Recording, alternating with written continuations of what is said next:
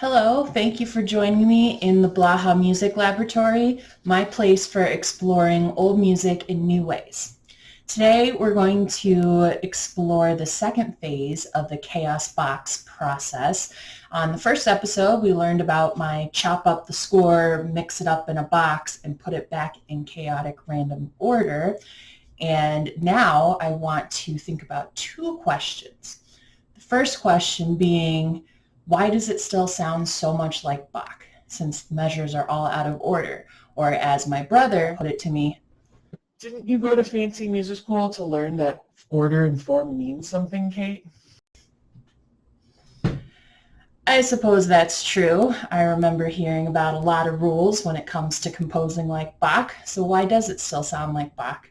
My second question is, how much more chaos can we put into the Bach prelude before Bach disintegrates?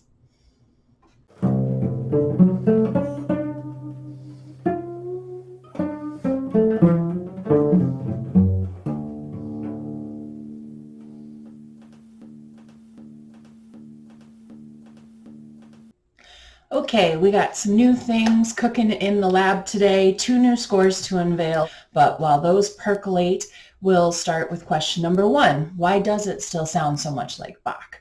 I think there's a couple of reasons. The first one being that the measures are still intact, and in this particular prelude, you have 16 notes in each measure. That allows for a lot of recognizable music that has not been altered by chaos yet. The thing about Bach is he defines Baroque style in so many ways. Of course, there's nuances to that statement, but he's often looked to in academia as the prime example of Baroque. And one of the things that he does on the highest of levels is being self-referential, having a small amount of musical ideas that repeat over and over again in the piece. In this case, there's not so much of a melody going on in the prelude. It's more of a chord progression. You don't have that singable tune in the same way, but you do have this really iconic, recognizable pattern in a G major chord. You'll see in the first version that we did in episode 1, which I'm now going to refer to as species 1, with the whole measures as the pieces, that this iconic pattern is repeated throughout. That allows us to continually remember, oh yeah, this is Bach that we're hearing.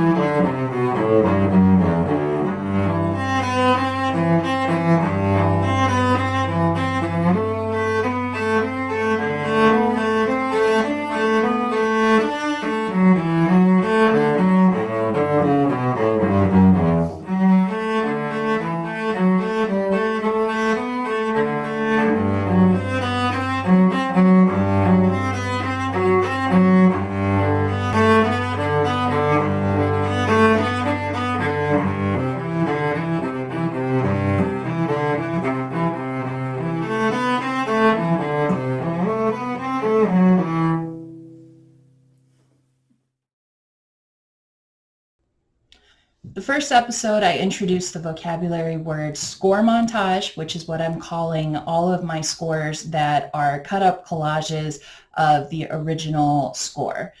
And those are the ones in chaotic order. This episode, I'm going to add to my vocabulary list by calling each version of the score montage species. That comes from the Renaissance school of species counterpoint, which is one of the tools that Bach learned how to write his counterpoint and style. And each progressive lesson of the species counterpoint school is called species 1, species 2, etc. I am taking this vocabulary to refer to each of my progressively chaotic scores as species 1, 2, and 3. Species 1 being whole measure pieces in chaotic order, species 2 being half measure pieces in chaotic order, and species 3 is quarter measure pieces in chaotic order, hoping for maximum chaos. We're back in the lab and we're ready to make species 2, which is going to be half measure pieces I can already tell that there's going to be some preserved iconic rhythmic patterns, chord patterns, but I think that it should obstruct the movement of the recognizable pieces quite a bit. It's really important when you're making a score montage to really shake that box and get maximum chaos in it. Remember, Bach is watching.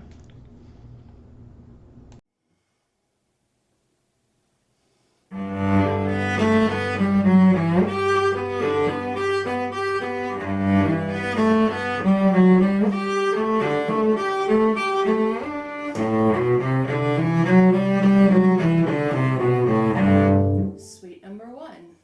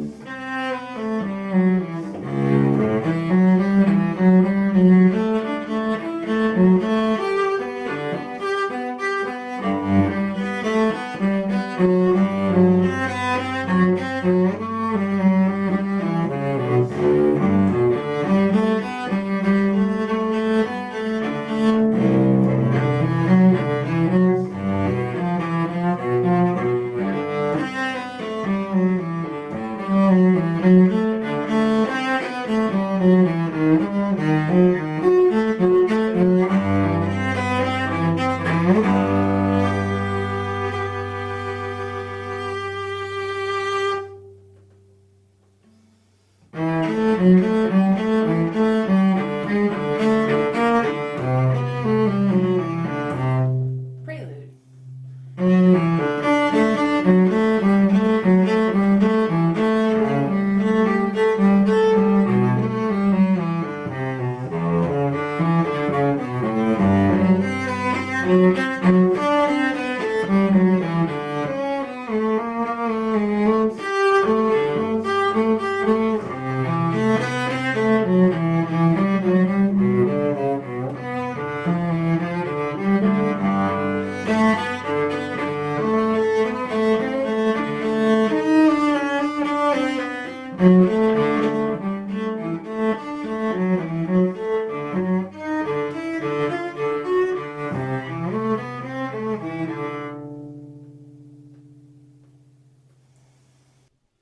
So there it is, species 2, a little more chaos, a little less Bach.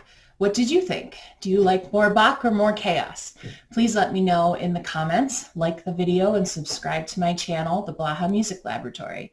Next time, we'll be unveiling the performance of species 3 with the most amount of chaos that we're doing for the prelude, at least for this time, and I hope you'll join me.